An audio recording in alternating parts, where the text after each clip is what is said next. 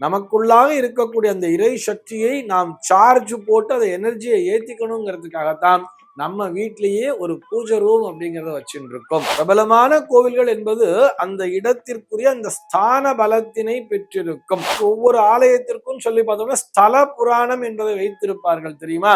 அந்த ஸ்தல புராணத்தின் அடிப்படையிலே அந்தந்த ஆலயங்கள் என்பது புகழ் பெற்று வருகிறது. நம்ம சாதாரணமா ஒரு ஊர்ல இருக்கோம்னு சொன்னா அந்த ஆலயத்துல கூட்டம் இல்லைன்னு சொன்னா அதற்காக அங்கே சாநித்தியம் என்பது குறைவாக இருக்கிறது என்று எண்ணக்கூடாது. எல்லா ஆலயங்களுமே சாநித்தியம் நிறைந்தவைதான், அதிலே எந்த விதமான சந்தேகமும் இல்லை. இன்னைக்கு நம்ம என்ன பார்க்க போறோம் சொல்லி பார்த்தோம்னா ஒரு நேயரினுடைய சந்தேகத்திற்கான விடையைத்தான் பார்க்க போகிறோம். இந்த நேயர் என்ன கேட்டிருக்கார் அப்படின்னு சொல்லி பார்த்தோம்னா, அதிக கூட்டமுள்ள பிரபலமான கோவில்களுக்கு செல்வதை விட கூட்டமில்லாத பழமையான ஆலயங்களுக்கு செல்வதில் மன நிம்மதி என்பது கிடைக்கிறது. இப்படி பிரபலமான கோவில்களுக்கு செல்லாமல் தவிர்ப்பதால் ஏதேனும் தோஷம் வந்து விடுமா என்பதுதான் அவருடைய சந்தேகமாக அமைந்திருக்கிறது. அவருக்கு நேரடியாக விடையளிக்க வேண்டும் என்று சொன்னால் நிச்சயமாக எந்த தோஷமும் வந்து சேராது. இதிலே எந்த விதமான சந்தேகமும் இல்லை. முதலிலே ஆலயத்திற்கு செல்வது என்பது எதற்காக என்று புரிந்து கொள்ள வேண்டும் அல்லவா? நம்ம வீட்டிலேயே ஒரு பூஜை ரூம் அப்படிங்கிறத வச்சுட்டு இருக்கோம். நம்ம வீட்டிலேயே பூஜை ரூம் இருந்தா கூட நம்ம எதுக்காக தனியாக ஒரு ஆலயத்திற்கு செல்ல வேண்டும் யோசிக்கணும் தானே. வீட்டுல முதல்ல பூஜை ரூம் வச்சிருக்கோம், ஆனால் அதற்கு முன்னதாக நம்முடைய உடம்பிற்குள்ளாகவே நம்முடைய இதயத்திற்குள்ளாகவே இறைவன் இருக்கிறான் எனும் பொழுது, நமக்குள்ளாகவே ஆண்டவன் இருக்கிறான் எனும் பொழுது எதற்காக தனியாக நம்ம வீட்டுல ஒரு பூஜை ரூம்ங்கிறத வச்சுக்கணும்? எல்லாவற்றையும் யோசிக்கணும் தானே. ஆக இதுல ஈஸியா எப்படி புரிஞ்சுக்கலாம்? இந்த அடிப்படையான தத்துவத்தை புரிந்து கொண்டால் இந்த கேள்வியிலே நமக்கு அதுல இருக்கக்கூடிய சந்தேகம் நிச்சயமா தெளிவடைந்துடுவோம் அப்படிங்கிறதுக்காக சொல்றேன். இதுல என்னன்னு பார்த்தோம்னா, நம்ம அழகா இப்பெல்லாம் செல்போன் எல்லாருமே யூஸ் பண்றோம். ஒரு செல்போன் யூஸ் பண்றோம்னு சொன்னா அந்த செல்போனுக்குள்ளாக ஒரு பேட்டரி அப்படிங்கிறது இருக்கு. அந்த பேட்டரிங்கிறது தான் அந்த செல்போனையே இயக்கி வருகிறது அல்லவா? அப்படித்தான் நம்முடைய உடம்பிற்குள்ளாக நமக்குள்ளாகவே இறை சக்தி என்பது இருக்கிறது. அதுதான் அந்த பேட்டரிங்கிறது. அந்த இறை சக்தி என்பதுதான் நம்மை இயக்கி கொண்டிருக்கிறது. இது ஒரு புறம். சரி, ஆனா பேட்டரி இருந்தா கூட நம்ம வீட்டுல என்ன பண்றோம்? அப்பப்ப அதுக்கு ஒரு சார்ஜர் போட்டு ஒரு பிளக் பாயிண்ட்ல போட்டு சார்ஜ் போடுறோம் இல்லையா? அது போலத்தான் நமக்குள்ளாக இருக்கக்கூடிய அந்த இறை சக்தியை நாம் சார்ஜ் போட்டு அதை எனர்ஜியை ஏத்திக்கணுங்கிறதுக்காகத்தான் நம்ம வீட்டிலேயே ஒரு பூஜை ரூம் அப்படிங்கிறத வச்சுட்டு இருக்கோம். ஆக அந்த பூஜை ரூம்ல என்ன இருக்கிறது? இறை சக்திங்கிறது இருக்கு. எப்படி ஒரு பிளக்ல கொண்டு போய் செருகி நம்ம சார்ஜரை செருகி நம்ம பேட்டரியை சார்ஜ் ஏத்திக்கிறோமோ, அதுபோல அந்த பூஜை ரூம்ல சென்று விளக்கேற்றி வைத்து அங்கே சென்று இறை வழிபாடு செய்யும் பொழுது நமக்குள்ளாக இருக்கக்கூடிய இறை சக்தியானது அந்த பேட்டரி ஆனது சார்ஜ் ஏறுகிறது. சரி, இதெல்லாம் ரைட்டு.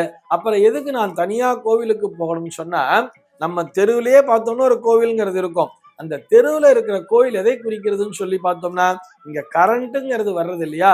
இந்த கரண்டை தரக்கூடிய நம்ம தெருவில் ஒரு டிரான்ஸ்பார்மர்ங்கிறத வச்சிருப்பா. அது போலத்தான் நம்ம வீட்டிற்குள்ளாக ஒரு இறை சக்தி வரணும்னு சொன்னா அந்த தெருவிலே இருக்கக்கூடிய அந்த ஆலயமானது அந்த பகுதியிலே இருக்கக்கூடிய அனைத்து இல்லங்களுக்கும் தன்னுடைய அந்த எலக்ட்ரிக் எனர்ஜி, அந்த ஆன்மீக சக்தி, அந்த தெய்வ சக்தியை எல்லா வீடுகளுக்கும் கொண்டு சேர்க்கிறது. சரி, அந்த இடத்துக்கு எப்படி பவர் வரும்னு சொல்லி பார்த்தோம்னா, ஊர்ல ஒரு பவர் ஸ்டேஷன்ங்கிறது வச்சிருப்பா தெரியுமா? அந்த பவர் ஸ்டேஷன் மூலமாகத்தான் அங்க அந்த கரண்ட் ஆனது அந்த தெருவில் இருக்கக்கூடிய டிரான்ஸ்பார்மருக்கு வருது இல்லையா?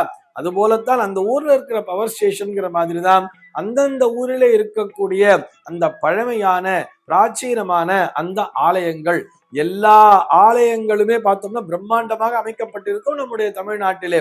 அந்தந்த ஆலயங்களுக்கு சென்று நாம் வழிபடும் பொழுது அங்கே நேரடியாக நமக்கு இறை சக்தி என்பது நம்ம இடத்திலே சேர்ந்து விடுகிறது.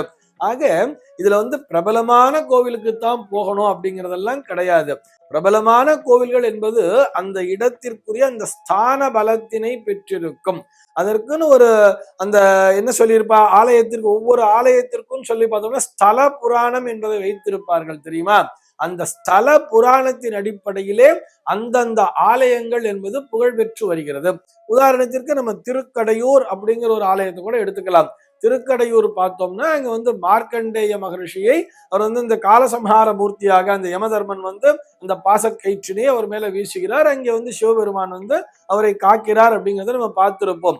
அந்த மார்க்கண்டேயனாக என்றும் மார்க்கண்டேயனாக, அதாவது 16 வயதோட அவர் என்றைக்கும் தீர்காயுசோடு வாழணும் அப்படிங்கிற ஒரு தன்மையை கொடுத்திருப்பதால் அந்த ஸ்தல புராணத்தினுடைய அடிப்படையிலே அந்த திருக்கடையூருக்கு சென்று நாம் சுவாமி தரிசனம் செய்யும் பொழுது நம்முடைய வாழ்நாளானது நீட்டிக்கப்படுகிறது அப்படிங்கிறது, ஆயுள் காலமானது நீட்டிக்கப்படுகிறது.